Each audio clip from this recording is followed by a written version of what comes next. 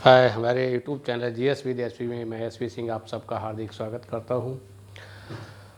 सामान्य हिंदी की संधि अध्याय के तहत आज हम लोग चर्चा करेंगे विसर्ग संधि की। और इसमें भी किताबों में बहुत सारे नियम बना दिए हैं, उतने सब नियम जानने ज़रूरी नहीं है, लेकिन बेसिक कुछ बातें ज़रूर जानना जरूरी है। जैसे नियम नंबर 1 क्या है, यदि विसर्ग के पश्चात का खा पा फा आए तो विसर्ग का या तो सा हो जाता है या विसर्ग का विसर्ग ही रहता है। आप समझ लें, यदि का खा पा फा आए विसर्ग के पश्चात तो या तो विसर्ग का ये हो जाता है आधा हटकोण वाला सा या विसर्ग रहता है। जैसे निह धन फल तो निस फल, दुह धन कर्म दुष्कर्म, दुह धन खा तो दुख विसर्ग ही रह गया, निह पाप तो निष्पाप। नियम नंबर 2, यदि विसर्ग के पश्चात चाछा ताथा टाठा या सा और सा इन तीनों सा में से कुछ आए तब परिवर्तन कैसे होता है। विसर्ग के पश्चात चाछा आएगा तो आधा सा हो जाता है, ताथा आएगा तो आधा सा हो जाता है, टाठा आए तो आधा खटकोण वाला सा हो जाता है, और सा आने पर यही आ जाते हैं, बस उनको हलंत फॉर्म में या आधे रूप में। जैसे इसका एक उदाहरण लिखें, जैसे निह धन चय निश्चय। दूसरा उदाहरण निह धन छल निश्छल। ठीक, इसके उदाहरण हो गए। सा के उदाहरण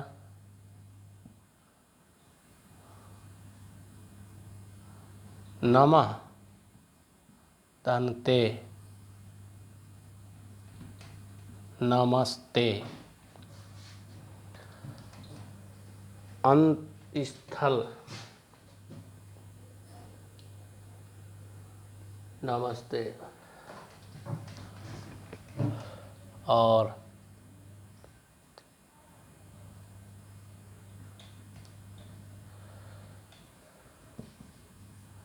अंत धन थल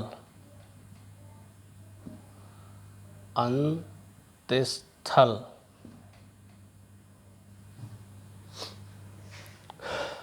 ठीक, यदि विसर्ग आता है और टाठा में इसके उदाहरण धनु टंकार धनुष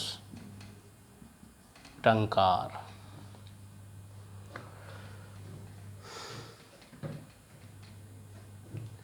इसके उदाहरण देख लेते हैं।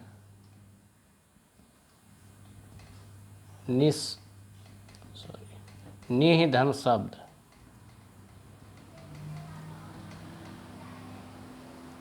निशब्द,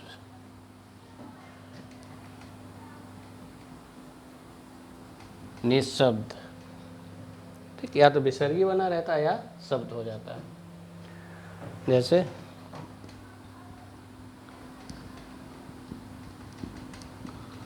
संदेह तो निसंदेह।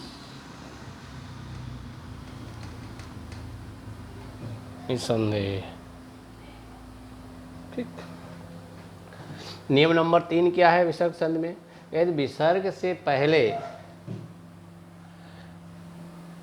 आ छोटा या बड़ा आ को छोड़कर कोई अन्य स्वर हो और बाद में कोई व्यंजन हो तो विसर्ग का रा हो जाता है, तथा बाद में स्वर हो तो रा स्वर में मिल जाता है। इसमें दो बातें एक साथ हैं। यदि विसर्ग से पहले आ को छोड़कर, इसको छोड़कर, ध्यान देना, कोई स्वर है तथा पश्चात में कोई व्यंजन है तो विसर्ग का रा हो जाता है। जैसे दुह धन बल तो दुर्बल, दुह धन दशा तो दुर्दशा। दूसरा पार्ट इसमें क्या है, यदि विसर्ग के पश्चात कोई स्वर हो तो इस विसर्ग का तो इस रा का स्वर में मेल हो जाता है। तो निह धन ई, तो निरीह, ये रा जो है ई में मर्ज हो गया। रा तो आया, रा यहाँ भी आया, विसर्ग हट गया और रा आ गया। विसर्ग हटा, रा आया, लेकिन रा इस स्वर में मर्ज होके आएगा। ऐसे निह धन आदर, तो निरादर जो रा है वो आ में मिक्सअप हो गया, मर्ज हो गया कह सकते हैं। नियम नंबर 4, यदि विसर्ग से पूर्व ई हो और बाद में रा हो तो विसर्ग का लोप होकर छोटी ई का बड़ी ई हो जाता है। छोटी ई से बड़ी हो जाता है, जैसे निह धन रोग, तो नी रोग, निह धन रोजता, नी रोजता।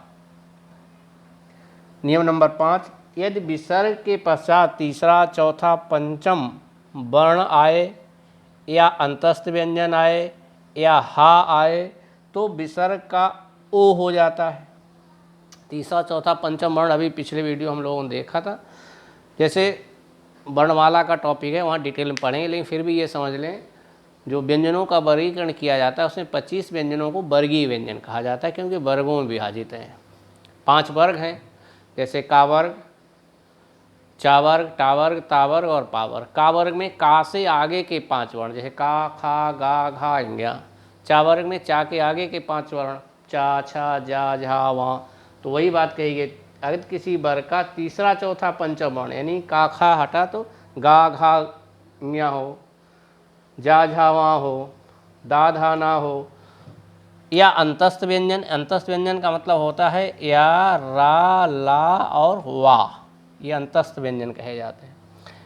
या हा हो तो विसर्ग का ओ हो जाता है, जैसे सरह धन जा तो हो गया सरोज, मनः धन रथ हो गया मनोरथ, पयः धन दा हो गया तो पयोद, यशः धन गान तो यशो गान, मनः धन भाव तो मनोभाव। ये रही आपकी विसर्ग संधि। अब स्वर संधि, व्यंजन संधि, विसर्ग संधि, तीनों को मैंने अलग अलग से एक सरल रूप में, सरल तरीके से और कंप्रहेंसिव रूप में, कुछ छूटा भी एक खास नहीं है। हाँ, जो छूटा है कुछ एग्जाम्पल्स हैं आपको प्रैक्टिस कराने के लिए। आपके पास जो भी संसाधन उपलब्ध हो, किताब गाइड, उससे करिए, नहीं तो एक वीडियो हम बनाएंगे, उसमें 150 जितने भी अच्छे थोड़े से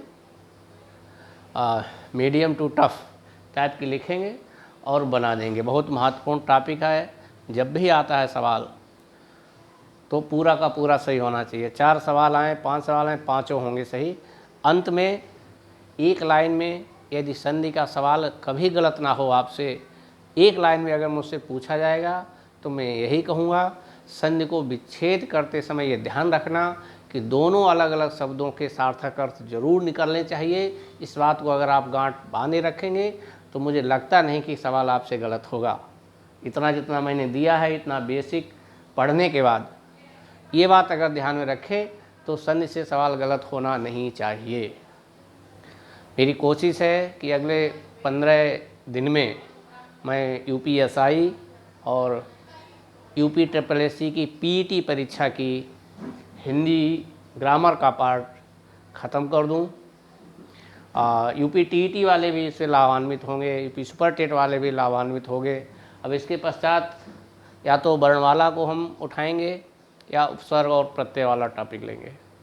आप लोग बताइए क्या आपको पढ़ना है, उपसर्ग या प्रत्यय पढ़ना चाह रहे हैं या वर्णमाला को पढ़ना चाह रहे हैं। बहुत बहुत धन्यवाद।